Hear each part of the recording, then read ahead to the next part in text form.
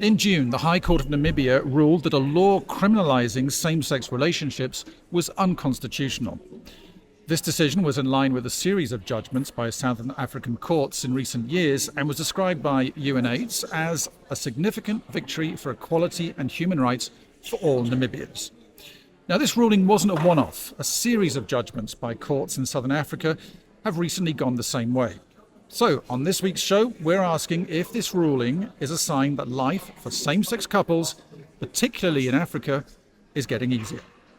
And we'll be finding out what role the UN plays in protecting the rights of same-sex couples and members of the LGBTIQ+ community. Also, worldwide growth of populations is being driven by just 9 countries, and the population in 63 countries has already peaked. More on that later in the show. Welcome to UN Weekly.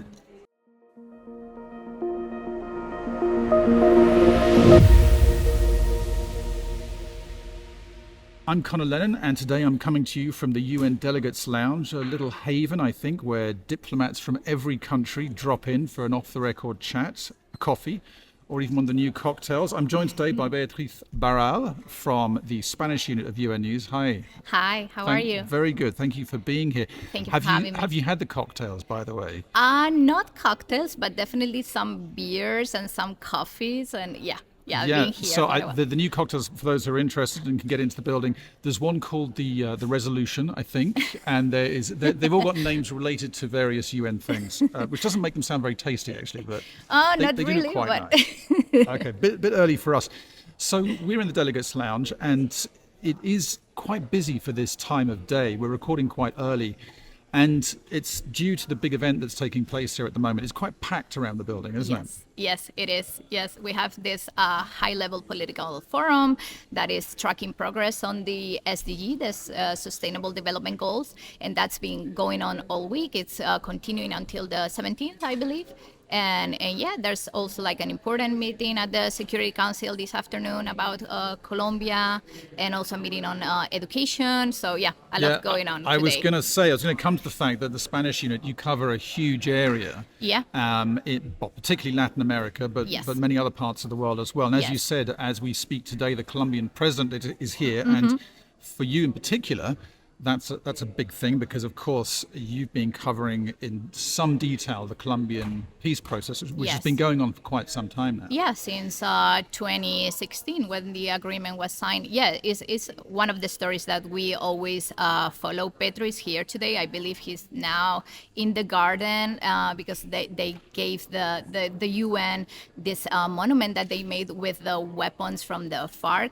That they destroyed. So that was given to the UN, and Pedro is presenting the gift to the Secretary General, and then he's participating in the Security Council this afternoon, and he's going to ask a little bit more time to implement the peace agreement because it's something very complex and it covers a lot of issues. So the government believes that they need 5 more years. Well, I know that your colleagues are chasing his team to try and grab a few words. We're trying, so but he's very busy. Yeah. I'm sure he is. Well, let's get back to the main topic of today. So people around the world are continuing to face discrimination, criminalization, and violence purely because of their sexual orientation and identity. And the clear position of the UN is that all states must guarantee the rights of all people, I'm reading here, regardless of history, culture, or social norms. Now, early this year, Secretary General António Guterres made the point that each assault on LGBTIQ+ people is an assault on human rights and the values we hold dear. Those were his words. And he promised that the UN firmly stands with the community and will continue working until human rights and dignity are a reality for all people. Well, we're going to discuss in a moment what that means in practical terms and how the UN is tackling discrimination. But first of all, I spoke earlier with Michael van Gelderen. He's a human rights officer with the UN High Commission for Human Rights in Geneva. The UN's documented widespread violence and discrimination in all regions of the world, and it ranges from killings, brutal attacks, sexual violence, but also ill treatment and detention, also in medical settings, widespread criminal laws that sanction people just because of who they are or who they love, but also widespread discrimination. We see it in education, people being expelled from schools, bullied, denied access to healthcare, fired from jobs, thrown out of their houses, just because of who they are. So yes, I mean, the UN's been documenting this for many decades, but we still see it in all regions of the world. Okay, so next question is, what is the UN doing about it? What can the UN do about it? And I know that in your job, you look at work that's being done across the whole UN system. So can you just give us a bit of a breakdown about the main agencies that are working on this issue and what they're actually doing? Now, I mean, there's so much work going on across the system. And the strategy that you mentioned really aims to level that up and strengthen the work across the whole organization. So the work ranges from, the UN Free and Equal campaign, which was launched some 10 years ago and really tries to raise awareness of these issues, of the human rights violations faced by LGBTIQ plus persons, but also raise support and increase public support also to address these issues. We also work at country level in more than 40 countries where we've designed programs in partnership with local organizations, with local authorities to address the issues that are faced by LGBTIQ plus persons in each context, which will vary. There's different priorities, different issues in different countries. There's different parts of the community that face different issues, whether it's lesbian, bisexual, and queer women who face particularly elevated levels of sexual violence in some places, or transgender persons who face denial of recognition of their identity, intersex children that face harmful medical practices when they're children. So really trying to zero in on the specific issues faced by different parts of the community. Yeah, so huge amounts of work going on across the whole UN system. Now, obviously, it's the setbacks, it's the repressive laws that make the headlines.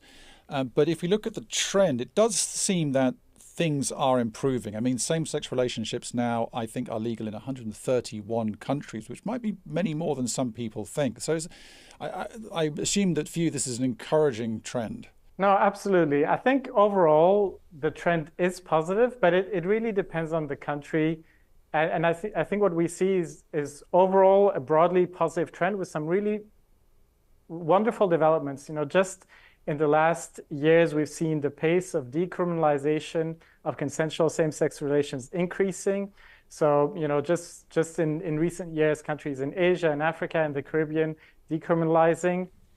We've seen increases in protection from discrimination, in employment.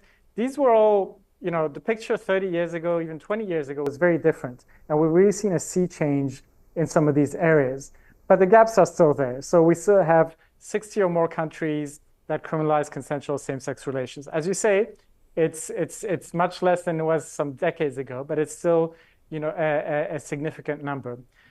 Protections have increased against discrimination. Now, close to 40% of countries have protections in place, but that still leaves 60% of countries without. And often, some parts of the community are better protected than others. So, for example, we see protections on discrimination based on sexual orientation being much higher, and protections for transgender persons or intersex persons are lagging behind. We have much fewer countries where those protections are in place. We've also seen positive developments in combating hate crimes or recognizing same-sex couples or recognizing the gender identity of transgender persons. But there's still a lot of room for progress. And even in those countries where we have seen these positive changes in laws, the lived realities of LGBTIQ plus persons often lags behind. So you may have the protection in place, but that doesn't mean that people don't face discrimination in their day-to-day job, or they don't face violence, when they're out and about in the streets or with their partner. So legislative stage change is one step, but it really requires further work to implement those changes and also to increase public acceptance and combat stigma and discrimination at large. And how does the UN respond to those, whether governments or people, who think that the UN is promoting a certain position on LGBTIQ plus people, one that might not be in tandem with their culture and their history? What do you say to those people? No, I mean, it's definitely a narrative that we hear. At the end of the day, human rights are for everyone. There's no special rights. protection from violence and discrimination is for absolutely everyone. And the UN works on the rights of all persons without exception, also for LGBTIQ plus persons' rights. And the rights that we're upholding that are enshrined in the Universal Declaration of Human Rights or many other treaties have all been, written and adopted, ratified by states themselves. So the UN is really here to support states and other stakeholders to implement and uphold the rights that they have agreed to uphold. And that's really what we're doing for all groups without exception. All states got together in 2015, agreeing the Agenda 2030 for Sustainable Development. And that really enshrines this idea that we cannot leave anyone behind. Violence, discrimination, exclusion of one group affects the whole society.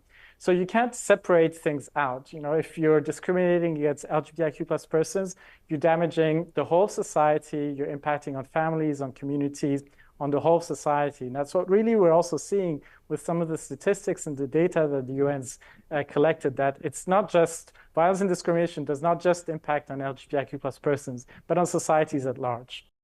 That was Michael van Gelderen of the UN High Commission for Human Rights speaking to me earlier, giving us an overview of the situation for same-sex couples and LGBTIQ plus people worldwide. Well, I know that for you, Beatriz, and your colleagues in the Spanish unit, this is something that you've covered in many news stories over the years. I've done a few translations of some of your stories myself. So just give us a couple of examples that have really stood out for you recently. I'm going to start with Colombia again. So we've been sharing a campaign that the mission has done with civil society organizations.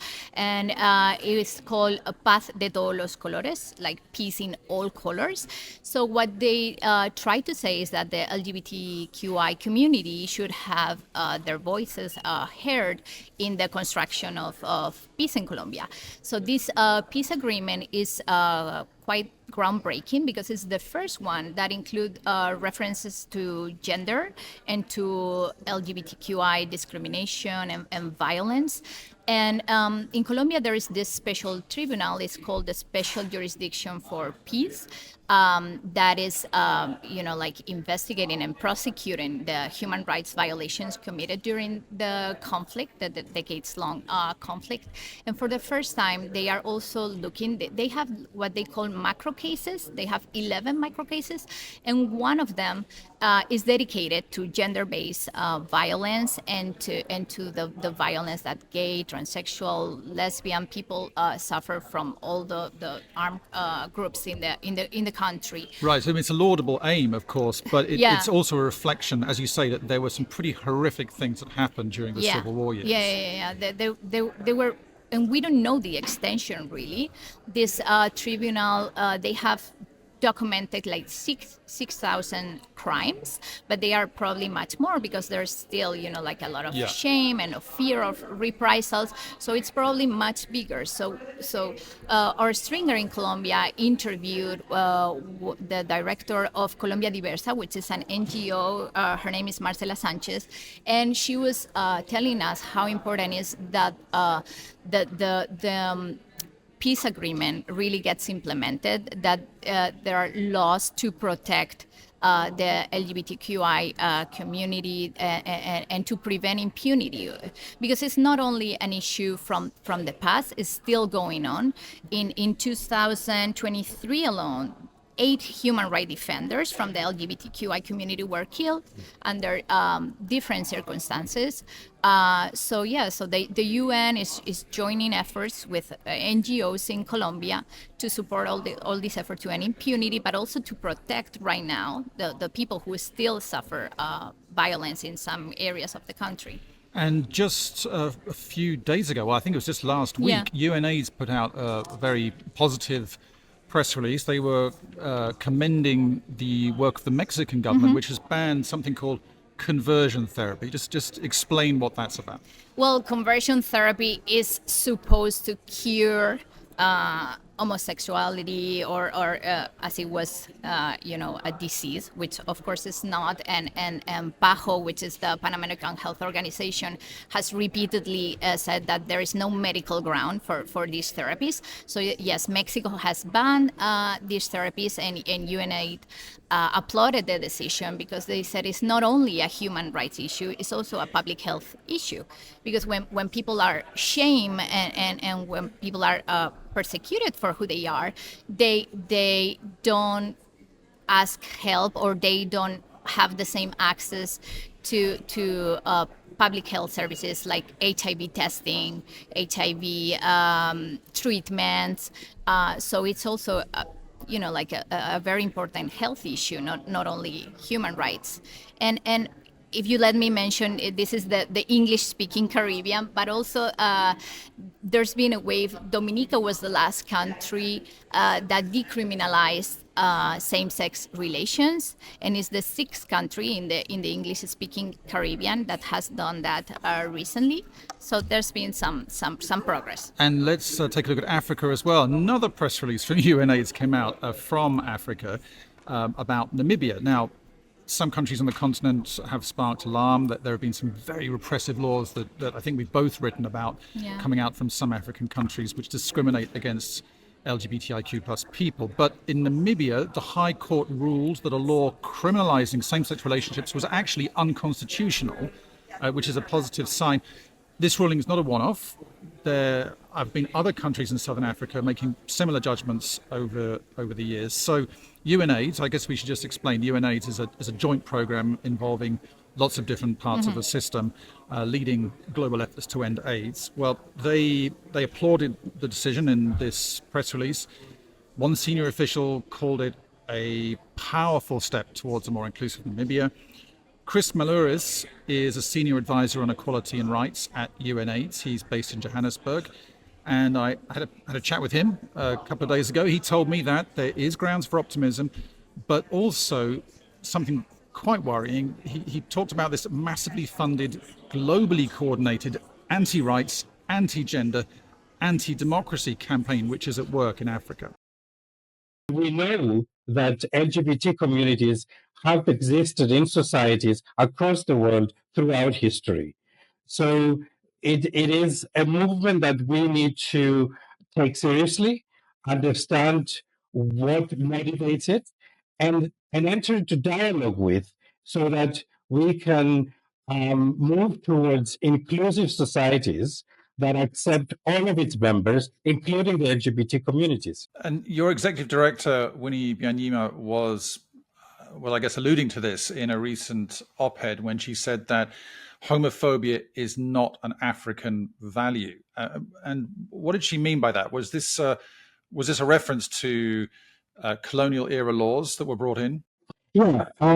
So I guess it's a reference to our societies going back in history, where we have examples of LGBT community members being integral parts of the community, that they are accepted, tolerated, and they continue to function in the society they live in. And so this idea that is used, that LGBT communities are un-African, that homosexuality is un-African, is not based on history. In fact, what is un-African is homophobia. And that's what we need to address. That was Chris Mallouris I was speaking to there, telling me about the encouraging news from Namibia and Southern Africa regarding the improving rights situation for LGBTIQ plus people. Well, Beatriz, that's nearly it for today. But before we go, let's just say a few words about the World Population Report, which came out this week. And it talked about a peaking world population. I remember last year we were focusing on this 8 billion people figure, and blimey, 8 billion people, that's a lot of people. But the headline this year is that it's all about a slowing growth, isn't it? And that fewer people than expected are now projected to be born in coming years. So what did you find out about that? Yeah, so the report said that the population is expected to continue growing for 50 or 60 years. It will peak in 10.3 billion people in the mid-2080s, which is less than it was expected before. And this is because there is lower fertility in many countries, in some of the largest countries in the world, like China. especially in China, where we have seen that recently that they have what they call extremely low, I think ultra low fertility is one of the countries that they mention, with less than 1.4 live births per woman over the lifetime. I was really interested. I mean, I read about this lowering of fertility in countries, but it was really interesting to see that population has apparently peaked in 63 countries already. Yeah. Among them, China, Germany, Japan, Russia. So some of the largest countries, it has already peaked. And the other thing, growth, where there is growth, is being driven by just 9 countries, all of which are in Africa. Yeah. I think there are 126, like India, Indonesia, Nigeria, Pakistan, or the United States, where the population, it will keep growing until the second half of the century. But these 9 countries that you mentioned, the population is growing so rapidly, they will double their population between now and 2054. And these are Angola, Central African Republic, Democratic Republic of Congo, Niger, Somalia. So all of them in Africa, Yeah, I mean, the huge implications particularly for migration and what that could mean in terms of populations moving around the world in coming years. And we know that there is already political tensions about that. I think, we'll dig into that a lot more in another episode, because there's far too much for us to say right now. Yeah, it's a long report. But for now, thank you very much. It's been lovely to have you. I hope we can have you back again. Hopefully. As we speak, the environment around us is getting very busy already, just a sign of just how busy it is in the building during the high-level political forum. I'll tell you what, I'll put the program in the show notes, I think, just to remind people of all the things that are going on. Also, a bit more about what the UN is doing to help LGBTIQ plus people, the UNAIDS response to Namibia decriminalizing. Maybe we'll put the Mexico press release there as well. And of course, the 2024 World Population Report. Well, your feedback is important to us. As ever, we welcome your comments, your thoughts and suggestions at unweekly@un.org. And look out for us on Apple Podcasts, YouTube, and wherever you get your podcasts online. The editor behind the camera was Yanran Barral. Thank you very much. The executive producer was Mita, Hosali. UN Weekly is a UN News production.